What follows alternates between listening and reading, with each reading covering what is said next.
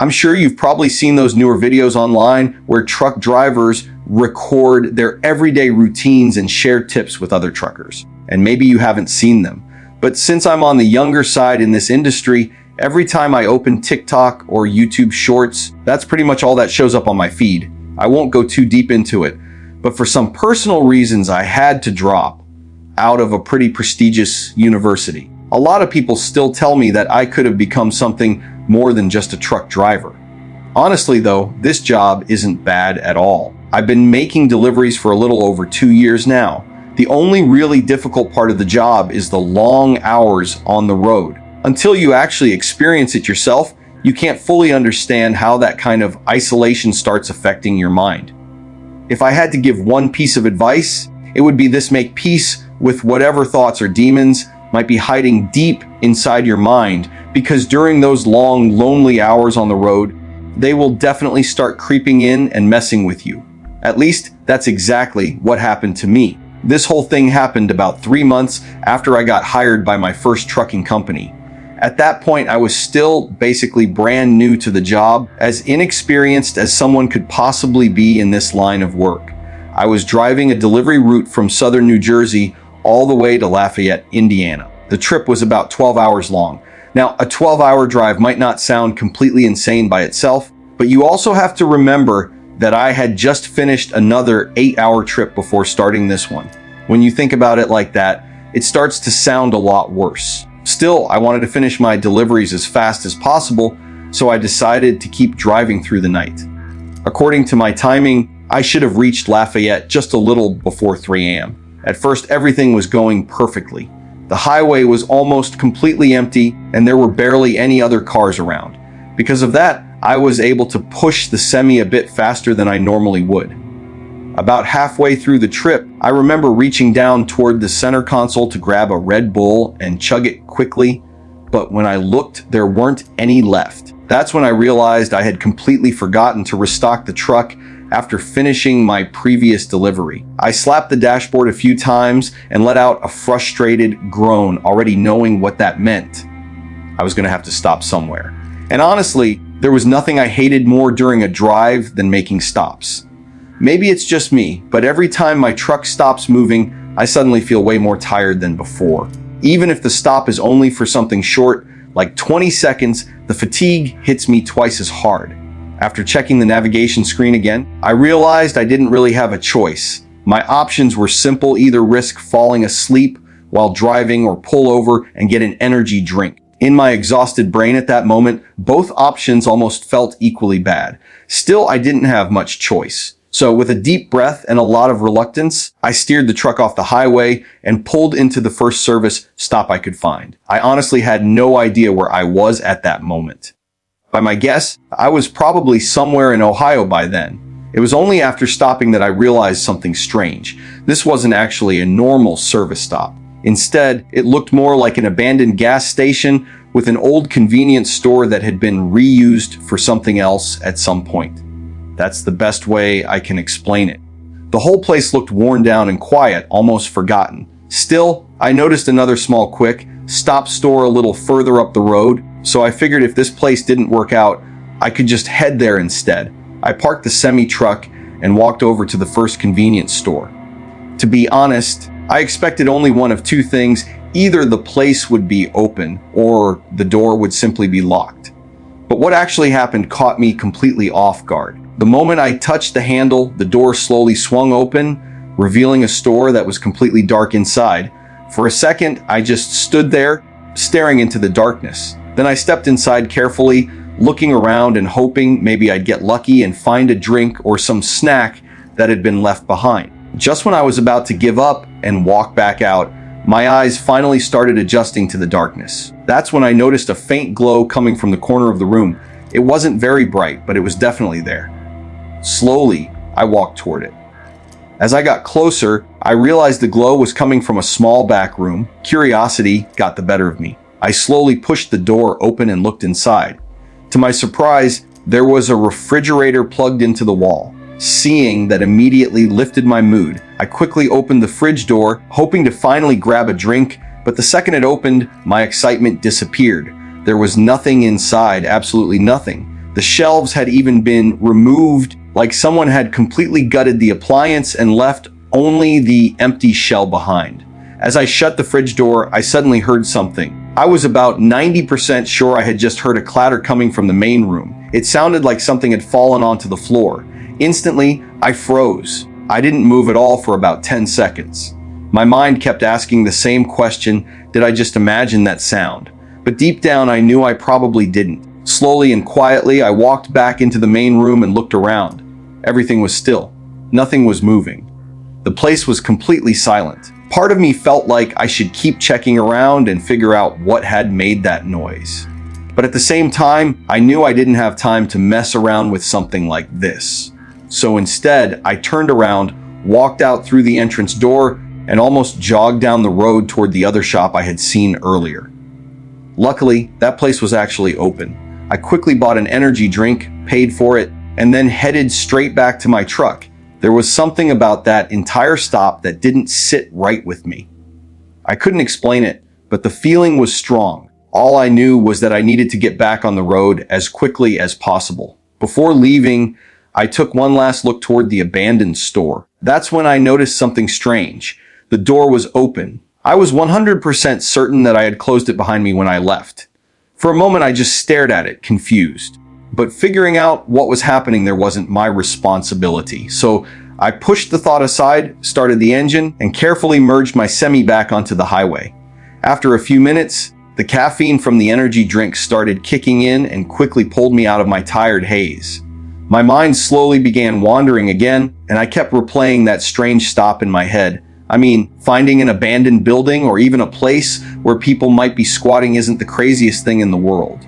But no matter how hard I tried, I couldn't come up with a logical explanation for that refrigerator. The whole thing just didn't make sense. Eventually, I tried to forget about it and focused on the road ahead. Not long after that, something else caught my attention. I began noticing small, strange movements coming from the curtain behind me in the truck. At first, I thought it was nothing, but then it moved again, slowly. My heart started pounding, and I felt sweat forming on my forehead. I kept watching the rearview mirror, and the curtain looked like it was slightly billowing and shifting, even though I didn't have the air running inside the truck. That's when the worst possible thought entered my mind. Someone was inside my truck. I didn't have any kind of weapon with me or anything to defend myself. Trying to stay calm, I quietly pulled out my phone and typed in the location of the nearest police station. Then I started driving toward it. Those next 20 minutes were easily the most tense and terrifying moments of my life. The entire time I kept imagining someone suddenly reaching forward from behind me, grabbing me, or trying to force the truck to crash. Every second felt longer than the last. Finally, I saw the police station ahead. I pulled the semi as close to the building as I possibly could and stopped the truck. The moment it was parked, I jumped out and ran straight toward the station. Within seconds, several police officers rushed outside and surrounded the truck. When they opened the back, what they found is something I will never forget for the rest of my life. The officers pulled out 3 people who looked homeless. There were 2 men and 1 woman. All of them were wearing torn rags and were wrapped in dirty, worn-out blankets. One of the men was carrying 2 switchblades. None of the 3 of them said a single word. As the officers placed handcuffs on them, they just stared at me with cold, threatening looks. To this day, I still have no idea why they were hiding in my truck or what they were planning to do. And honestly, I don't think I will ever know. I've been working as a truck driver for almost 15 years now, and the incident I'm about to share happened back in 2017. That night I was on an overnight haul, driving through the Mojave Desert in California, heading toward a destination somewhere in Arizona. From what I remember, I was probably delivering household appliances, though honestly I can't recall that part with complete certainty. What I do remember very clearly is the darkness. It was the kind of deep, heavy darkness that stretches in every direction across the desert. At the time, the headlights on my semi-truck were really dim. I had been meaning to get them fixed for a long time, but I kept putting it off. Normally, I didn't notice much difference, but that night there were almost no other cars on the road.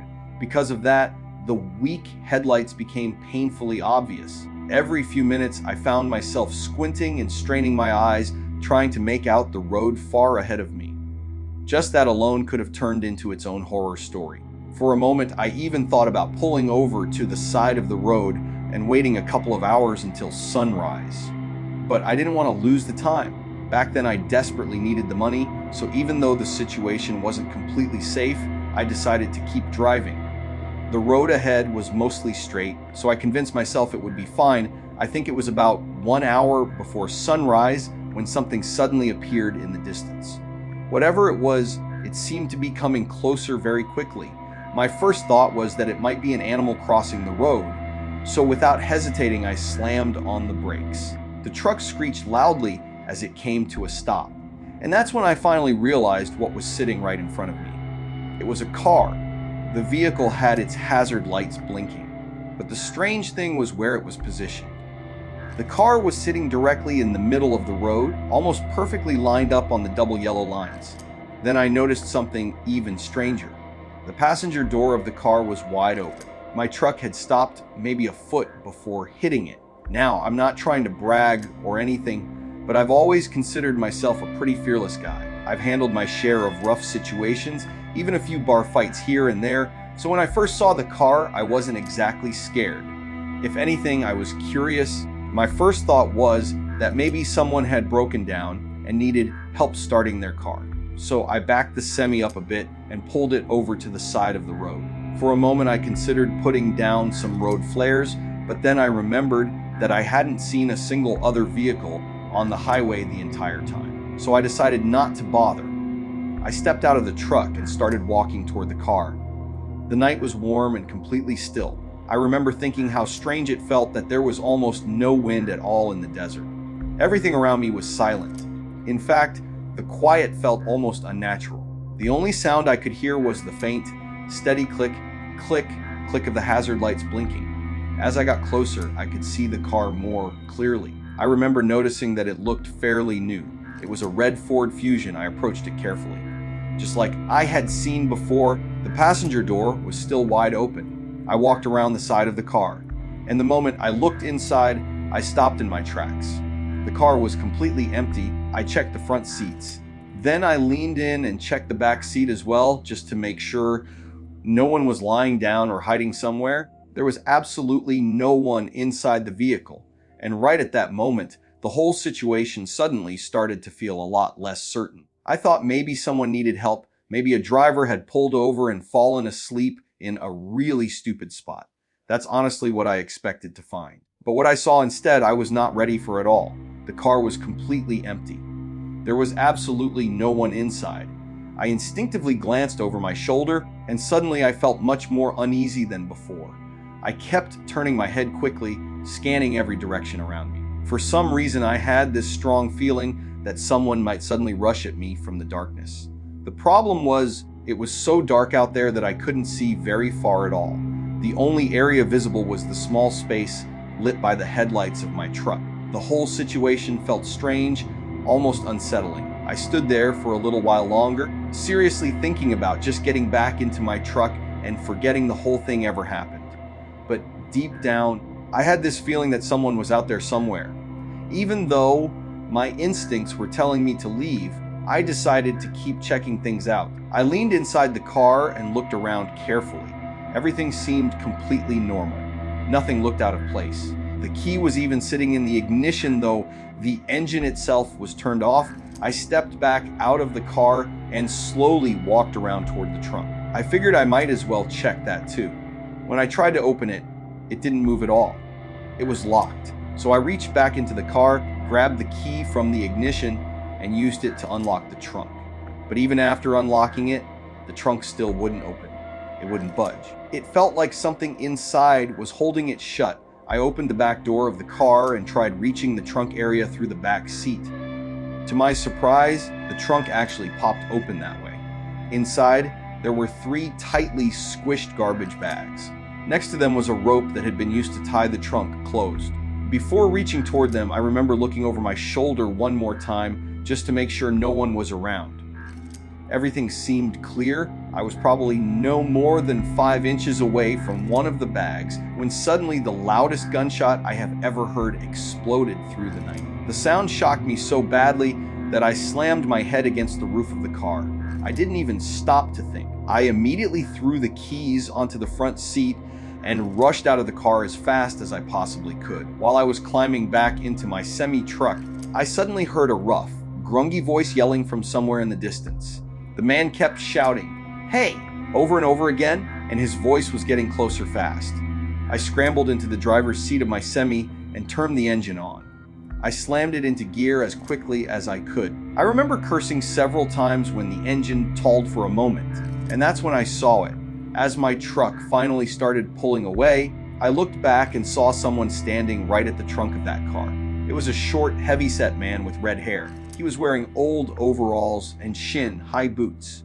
In his left hand, he was gripping a small shovel, but in his right hand, he was holding an old hunting rifle. For a few seconds, we just stared at each other as my truck slowly started rolling past him. The strange part was, he didn't move at all. I remember clearly that he didn't look insane or wild. Instead, there was a worried, tense expression on his face. As my truck moved past him, he suddenly dropped the shovel on the ground and began waving both of his hands in the air. He shouted, "Wait," several times, trying to get my attention. But there was no way I was staying there another second. I kept driving. In my rearview mirror, I could see him running behind my truck for a few seconds. Then he quickly turned around and sprinted back toward his car. It was obvious he wanted me to stop. But that was absolutely not going to happen. I pressed the accelerator and pushed the semi faster than I normally would. After driving for about 5 minutes, I started to feel like I might finally be safe. But then, I noticed headlights racing up behind me. At that moment, I felt more fear than I had ever felt in my entire life. I quickly grabbed my phone and called the police, trying to explain everything that had just happened as clearly as I could. While I was still on the call, the car came right up behind my truck, practically glued to my rear bumper. Then the driver started honking nonstop. I honestly didn't know what to do. All I could think of was to keep driving and pray that he wouldn't try to ram my truck. This went on for about 15 minutes. Suddenly, the car sped forward, cut in front of me, and slammed on the brakes. I had no choice but to slow down fast. I was just about to crash into him when finally I saw flashing police lights ahead on the road.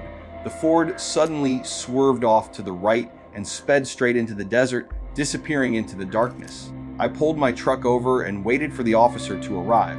When he got there, I quickly and nervously explained everything that had happened.